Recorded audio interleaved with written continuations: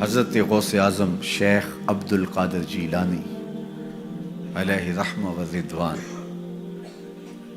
آپ سفر پہ جاتے ہیں تو ڈاکو پڑتے ہیں، سب کی تلاشی ہوتی ہے۔ آپ چونکہ کم عمر تھے تو سرسری سی تلاشی لے کے آگے آپ کو بھیجنے لگتا ہے ڈاکو۔ تو ساتھ ہی پوچھتا ہے تمہارے پاس کچھ نہیں؟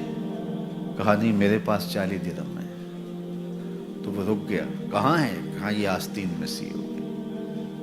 تلاشی لی تو واقعی 40 درہم تھے۔ اپنے سردار کے پاس لے جاتا۔ یہ بڑا عجیب سا بچہ ہے، لوگ ڈاکوؤں سے مال چھپاتے ہیں اور اس نے مجھے بتایا ہے۔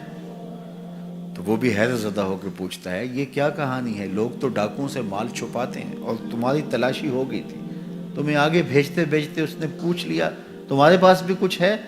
تو تم نے بتا دیا 40 درہم میں، تم خاموش رہتے یا کہتے نہیں میرے پاس کچھ نہیں ہے؟ کہا میری ماں نے رخصت ہوتے ہوئے میری آستین میں یہ 40 درہم سیے تھے اور ساتھ وصیت کی تھی بیٹا زندگی میں کبھی جھوٹ نہیں بولنا۔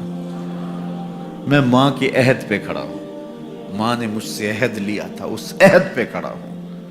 اللہ اکبر۔ اب وہ ڈاکوؤں کا سردار سجدے میں سر رکھ دیتا ہے، مالک یہ بچہ ہو کے اپنی ماں کے عہد پہ کھڑا ہے اور میں تیرے عہد پہ کھڑا نہیں ہو رہا۔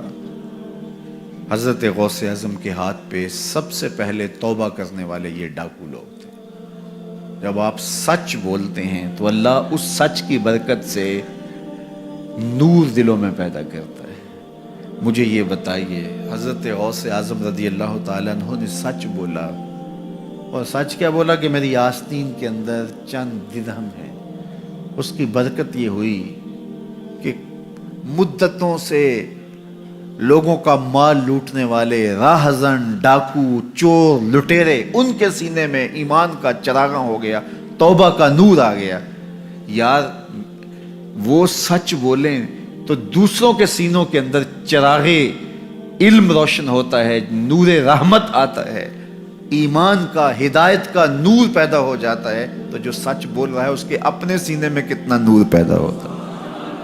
یہ تو ان کی برکت سے دوسروں کے سینے میں نور پیدا ہوا، ان کے سچ کی برکت سے ایسا نور پھیلا کہ جو اطراف میں کھڑے تھے وہ بھی محروم نہ رہے۔ تو جو خود سچ بولنے والا ہے اس کے اپنے اندر کتنا چراغاں ہوا ہوگا۔ تو جب آپ سچ بولتے ہیں تو آپ کی بات دلوں میں اترتی ہے، آپ کی بات روحوں میں اثر کرتی ہے۔ آپ جانتے ہیں میرے اور آپ کے آقا و مولا لوگوں کو تبلیغ بعد میں کرنا شروع کی، صادق اور امین حضور کو پہلے لوگ کہتے تھے۔ جب لوگوں نے صادق اور امین کہہ دیا تو پھر آپ نے لوگوں سے بات کی، اور پھر جب کوہ صفا پہ چڑھ کے کہا اگر میں کہوں کہ پہاڑ کی دوسری جانب سے ایک لشکر آ رہا ہے جو تمہیں کچل دے گا تو مان لو گے؟ تو انہوں نے کیا کہا تھا؟ نظر نہ بھی آیا تو کہیں گے ہم اندھے ہیں تم سچے ہو۔ اتنا یقین ہے، اتنا یقین ہے۔ اللہ اکبر۔ تو صاحب اپنی زندگی میں سچ شامل کیجئے، اپنے شب و روز کے اندر سچ شامل کیجئے۔